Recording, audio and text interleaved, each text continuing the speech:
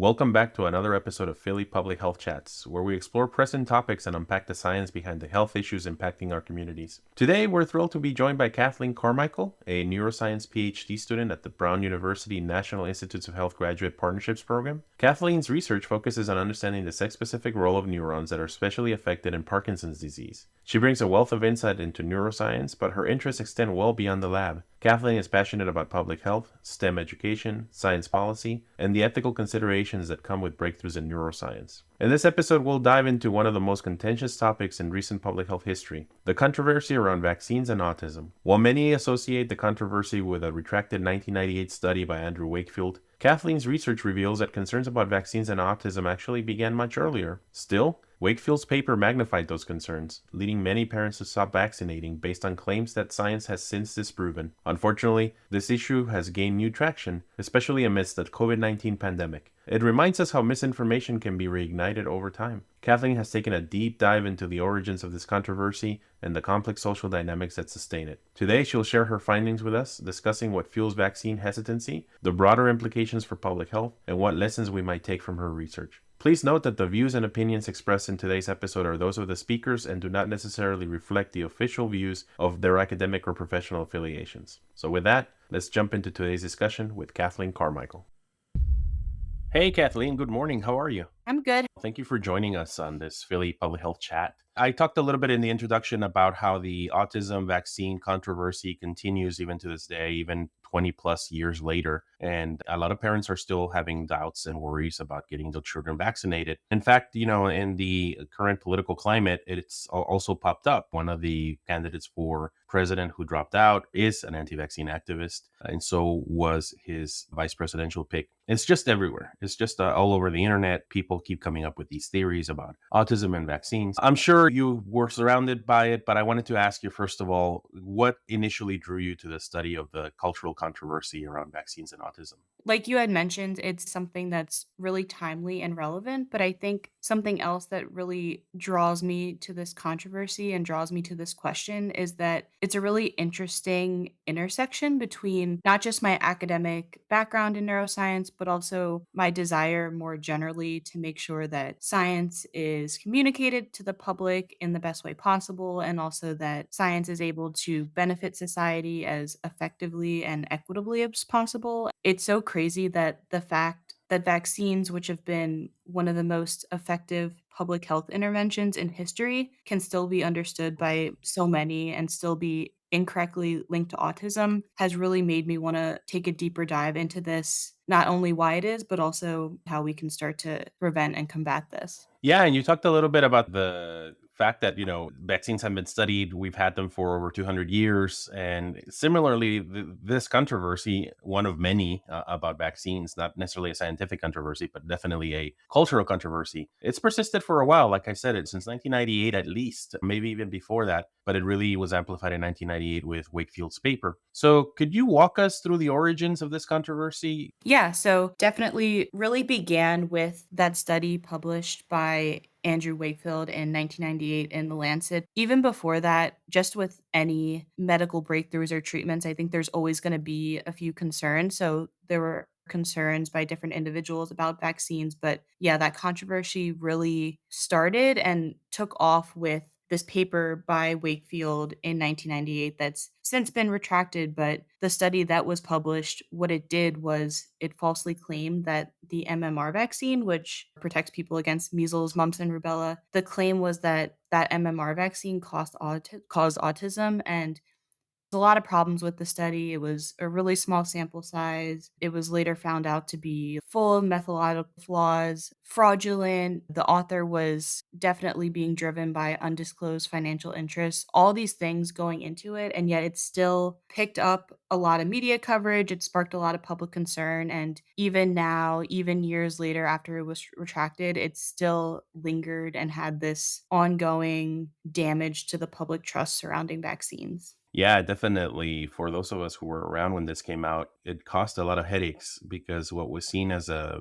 safe and effective way of preventing something like measles, rubella, those of us who have seen children with congenital rubella syndrome, horrible things. And then all of a sudden parents say, nope, autism is worse than any of that. I don't want it. So don't give my child a vaccine, which led to outbreaks of measles in countries that had previously not seen outbreaks. We had seen cases of measles, but not full on outbreaks. And then all those hundreds, if not thousands of children were being exposed and then getting sick. And so, you mentioned some of these factors about the study. But when it comes to the factors of the individuals, or what the factors that you've identified that perpetuate the misinformation about vaccines and autism, what were those key factors? Even after it was scientifically debunked, what were the key factors that made people continue to perpetuate this? Yeah, I think definitely multiple factors are at play here. And to me, they all are connected in some way, influencing each other. I think a major factor that's let the controversy spread and linger for so long is just how prevalent social media is and how easy it is to spread misinformation very rapidly. Related to that, another factor is just that people inherently are really willing to trust people who they view or think very highly of. So, if there's public figures like celebrities or politicians, their influence is really large. So, if they're saying something that's in line with anti vaccine sentiments, if they're pushing misinformation about vaccines, that's really going to make sure that the controversy lingers even longer. And then another factor that really affects everything is that there's been, I would say, there's always been, and rightfully so, skepticism about new scientific advancements, but it seems lately that it's been taken too far and that there's just this excessive and unwavering distrust in science and government and anything that any pharmaceutical company is going to produce. So I think all of those things together, they're going to interact and they're going to just make it harder and harder to stop this misinformation about vaccines and autism from spreading, even if other evidence pops up to the contrary, which it has. All these factors together are just going to really push the narrative. Can you expound a little bit on the role of the media and influential figures, the people that we call now influencers, what role they played in all of this? Yeah, so the role that they play, specifically kind of how they speak about the controversy and what they say is going to hold a lot of weight. It's going to reach a lot of people, especially if the media is giving them a platform to share their opinions. And the more people it reaches, the more people it's going to influence. So even if what they say doesn't line up with scientific evidence, it's going to reach a lot of people. And then some people are just going to believe that because that's the information that they're getting. I think what the effect that this has is that specifically in light of the vaccines and autism controversy, when news and social media and all these platforms go and amplify the voices of these influential figures, if they're amplifying anti vaccine sentiments, this is going to reinforce further and further any negative public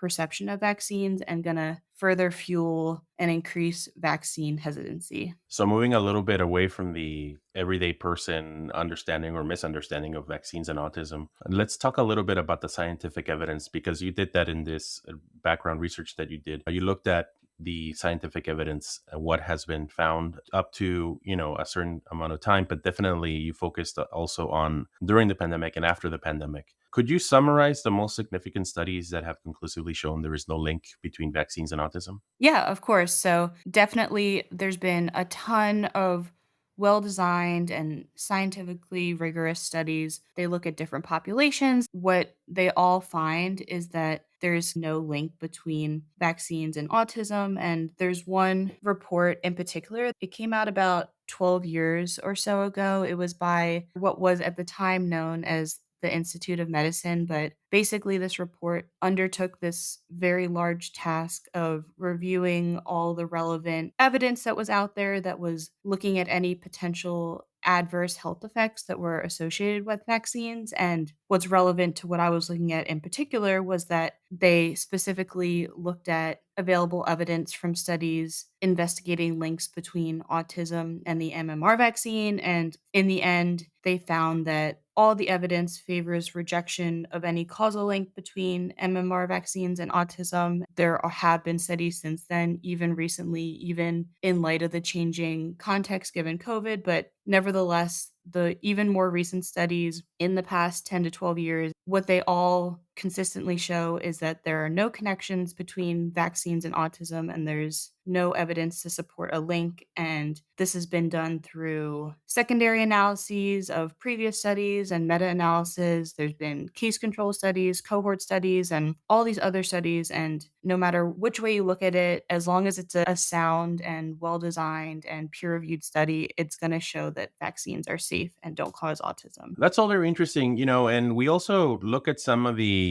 misconceptions that we have talked about, right? The link between autism and vaccines, the link between vaccines and, we saw it with the COVID vaccine, cardiomyopathy, etc. So, what are some of the common misconceptions you've encountered in your research to continue to fuel vaccine hesitancy today? Yeah, the major misconception that I've come across the most is that vaccines cause autism because lately we're seeing so many more cases of autism, and therefore it must be due to something like vaccines causing them. Even though in reality, what the general scientific consensus is that this growing prevalence is due to other factors more related to awareness by doctors and parents, more overall acceptance of autism, better public health, better and more inclusive definitions, enhanced reporting, and then also just better identification methods for autism in general. And I think regardless of what the actual reason is, or if rates of autism are actually increasing or just seeming to increase, that also doesn't matter when you consider that there's all this evidence as well that suggests that there's no link between vaccines and autism anyway. And I think that was the main misconception, but there's also a lot of other misconceptions related to vaccines more generally that all contribute to vaccine hesitancy. Some of those are the idea that natural immunity due to infection is somehow better than vaccine induced immunity. Another misconception is that vaccines contain all these harmful ingredients, which is not the case. Another misconception is that we don't need vaccines anymore, or they're not as necessary because all the rates of the diseases that they protect against have gone down so much. But the reason they've gone down is because we've had high rates of vaccination to protect them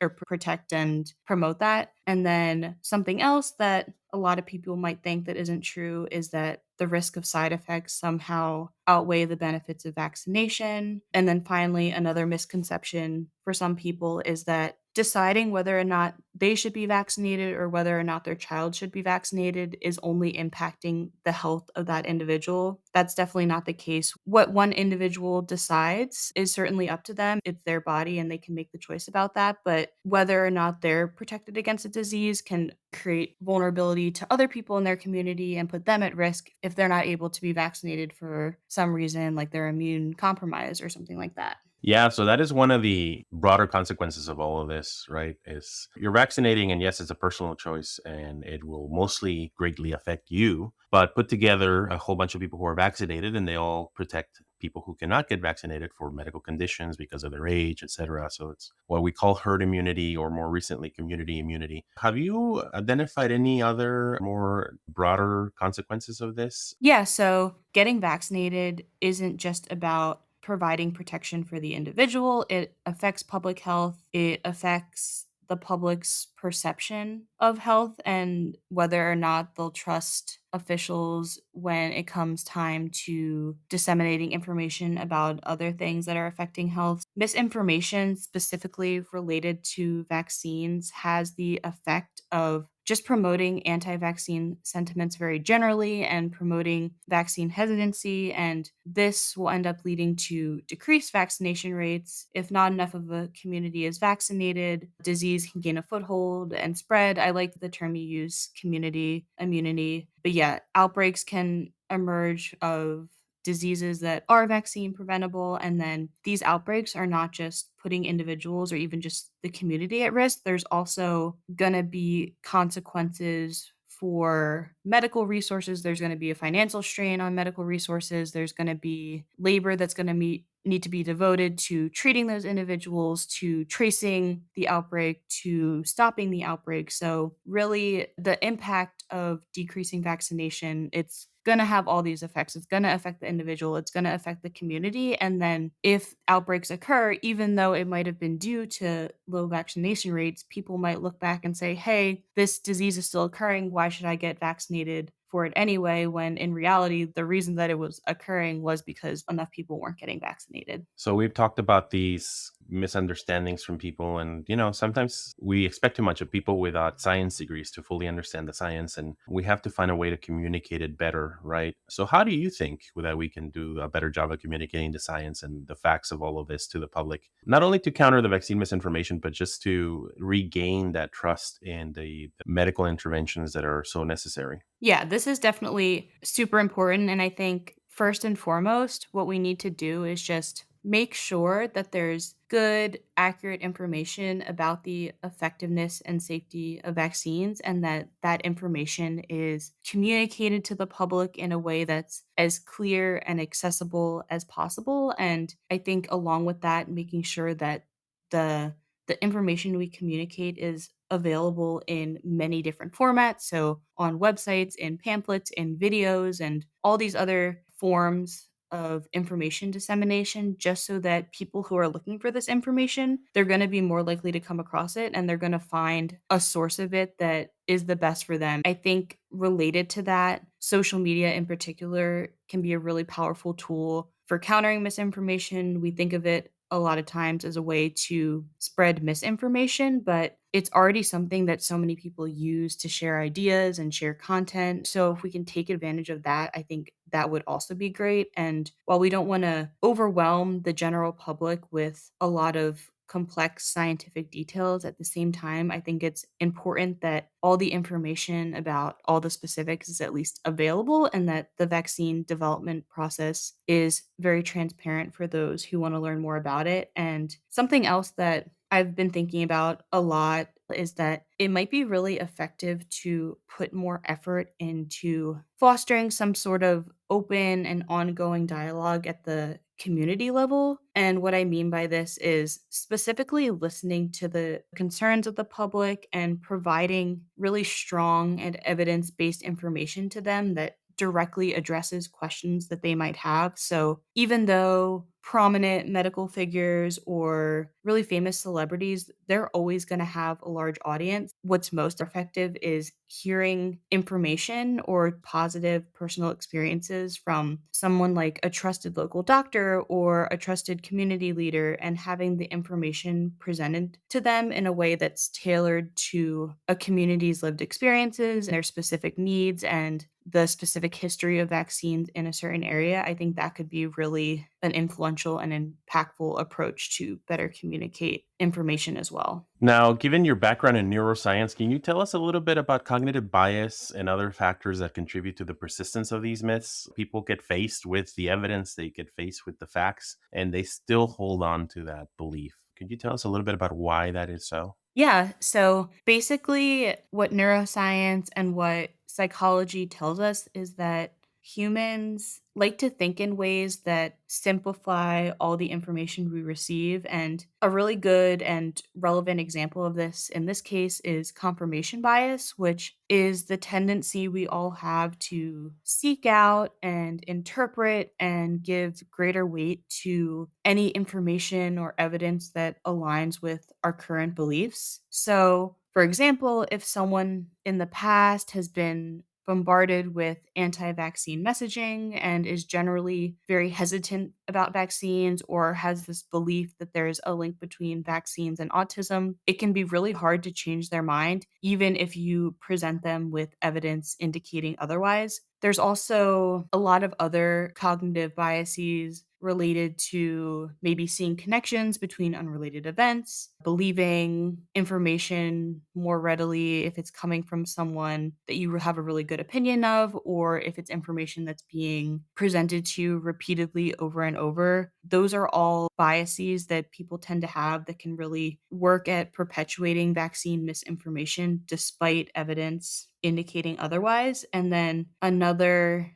thing that I think is important and related to this is that the way that we as humans think and believe is a lot of times heavily influenced by our emotions. So, for example, even if someone is given a bunch of really strong and really rational arguments about the safety and effectiveness of vaccines, if their fear of vaccines is just so overwhelming and so ingrained, no matter how irrational those fears may be, the scientific evidence that's being presented to them might not be enough to change their minds. In my career in public health, one of the things that I've noticed is that when I confront somebody with the facts about vaccination or any other public health related intervention, and they do start to acknowledge that these facts are true or these things are real, they show this kind of discomfort, which has been explained to me as cognitive dissonance. Can you tell us a little bit about cognitive dissonance? Yes, cognitive dissonance describes this discomfort that people feel when what they think or the way that they act aren't aligning with each other. This can result in them changing the way that they think or the way that they act so that they do align. For example, if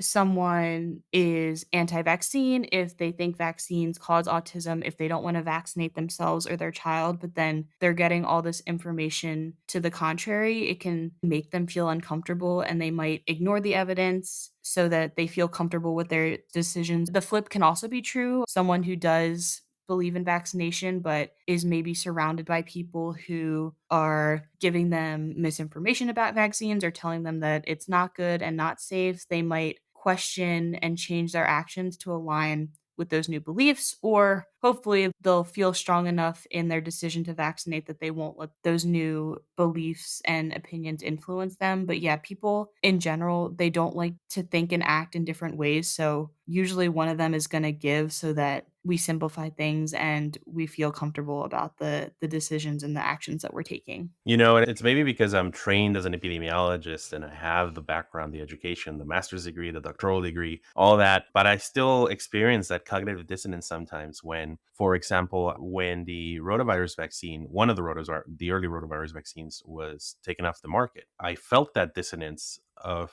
wait a minute, I've been advocating for this vaccine and now it's been taken off the market. It's been shown to have an increased risk of a condition called intussusception. And it made me very uncomfortable. It made me, Yeah. it just made me like, it made my head hurt. And then I looked at the evidence and I was like, okay, no, it's true. It's true. And the safest thing to do is to get it off the market. Now we have a replacement vaccine, and that one has been shown to be safe and effective and very much more safe than actually getting the disease. And I've experienced that again when talking to a group of anti-vaccine people. Like you said, they showed up at a book event that was completely unrelated to vaccines, but because the author was a vaccine investigator, they decided to show up. And there were so many of them and throwing so many things at me at the same time, which also caused that level of discomfort of how do I fight back against all of this? And it made me very much just walk away from them, to the point that they got upset that I was walking away. It was like, well, there's no point to having this discussion. This is not the forum to have this discussion. And Yeah. besides, I'm very much in the minority. So yeah, cognitive dissonance is a thing. And I think it explains a lot of why some of these folks, when confronted with the evidence, they walk away from it. They don't click on that link. They don't look at that web page. They don't listen to that podcast episode. I hope